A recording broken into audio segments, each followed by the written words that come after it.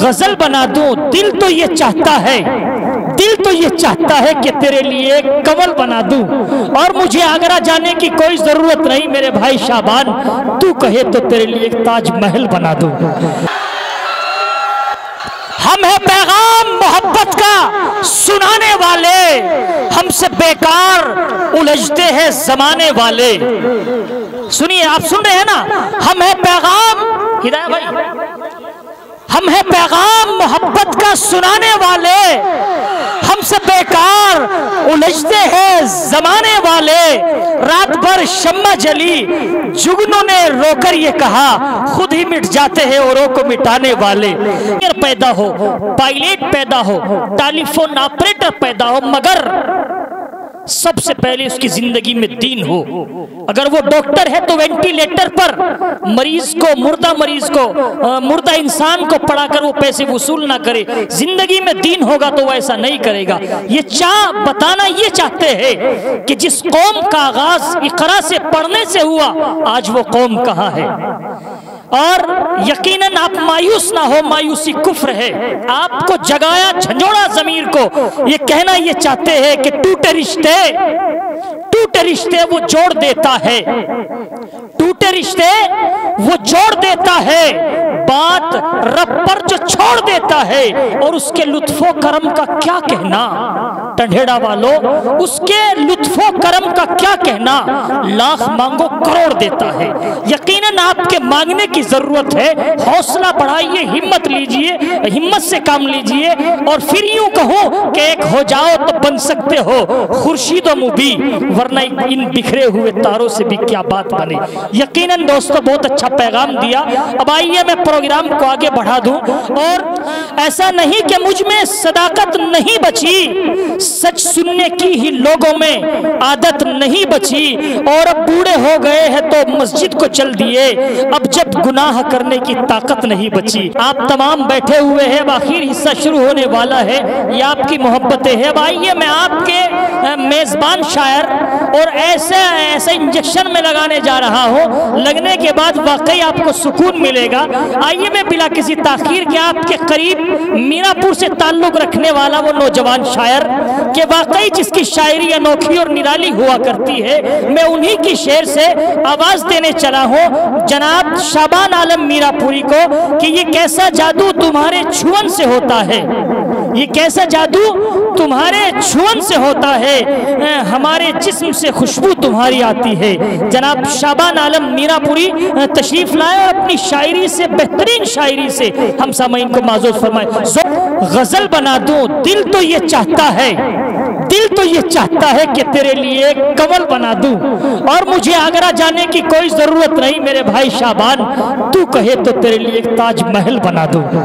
واقعی بہت پیاری اور بہت اچھی اور سنجیدہ شاعری کیا کرتے ہیں، یہ بہت پیاری شاعری کر کے گئے ہیں۔ اب آئیے پروگرام کو مزید آگے بڑھایا جائے، اور میں سمجھ رہا ہوں کہ فیصل میرٹھی کے بہت سارے فین یہاں پر بیٹھے ہوئے ہیں، بار بار مس کال آ رہی ہے، میں نے اپنے فون کو بھی فلائٹ موڈ پر لگا دیا ہے، پریشان ہو رہا تھا میں بار بار۔ میں بلا کسی تاخیر کے زیادہ کچھ نہ کہتے ہوئے اس شاعر کے حضور چلتا ہوں کہ جس نے بہت چھوٹی سی اور بہت کم مدت میں شہرت اور عزت کمائی ہے، جس کا دن اگر دلی میں نکلتا ہے تو شام اتراکھنڈ میں ہوتی ہے۔ اس طرح کے اسفار کا عالم میں چھوٹا سا بچہ ہے صدر محترم جناب جاوید آسی صاحب، ان طرح کے بڑے لوگوں کے قدموں میں بیٹھ کر کے انہوں نے یہ شاعری کا فن سیکھا ہے۔ میں بلا کسی تاخیر کے اپنے چھوٹے بھائی جناب فیصل میرٹھی کو آواز دینے چلا ہوں عمران پرتاپ گڑھی کے ان 4 مصروں کے ساتھ کہ مجھ کو ظالم کا طرفدار نہیں لکھ سکتے، کم سے کم تم مجھے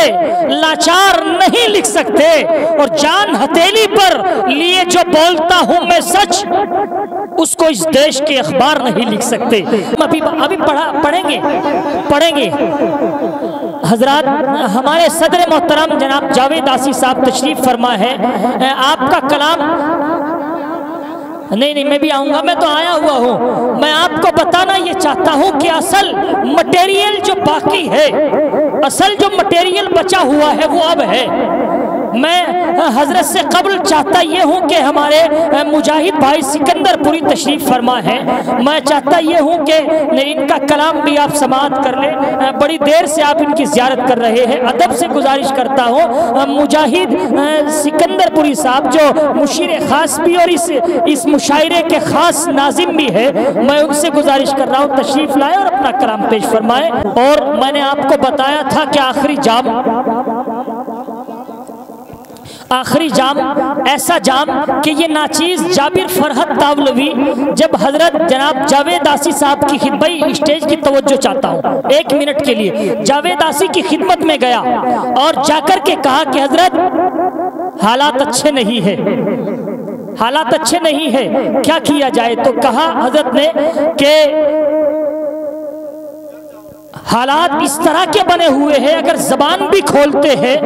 لب بھی کھولتے ہیں تو یقیناً ظلم بربریت کے پہاڑ توڑے جا رہے ہیں، ٹوٹے جا رہے ہیں۔ تو حضرت نے فوراً کہا کہ کون سی بات کہاں کیسے کہی جاتی ہے، یہ سلیقہ ہو تو ہر بات سنی جاتی ہے۔ اسی لیے میں آپ کو بتانا چاہتا ہوں کہ ان تمام چیزوں کی ذمہ داری اور اللہ رب العزت نے جن کو یقیناً بہت سارے ہنر سے اور ملکوں سے نوازا ہے، شاعری میں اللہ نے ایک بڑی مہارت دی ہے، میں انتہائی ادب کے ساتھ ہم سب کے بڑے کرم فرما اور اس بزم کے دولہ صدر محترم عالی جناب عزت مآب جناب جاوید آسی راجو پوری صاحب، میں انتہائی ادب کے ساتھ آواز دے رہا ہوں اور استقبال کرتا ہوں ان 4 مصروں کے ساتھ کہ اللہ ہرے اکبر بھائی، اللہ ہرے موصوف کی رنگین بیانی، ہر لفظ ہے گلدستہ گلزار معانی، اور ٹھہرے ہوئے لہجے میں ہے جمنا کی جوانی، الفاظ کی آمد کا یہ عالم ہے کہ جیسے ساون کے مہینے میں برستا ہوا پانی۔ حضرت والا تشریف لائے اور اپنی قیمتی شاعری سے اور اس پروگرام کے اختتام کے لیے واقعی بہترین شاعری سے ہم سامعین کو حضرت محظوظ فرمائے۔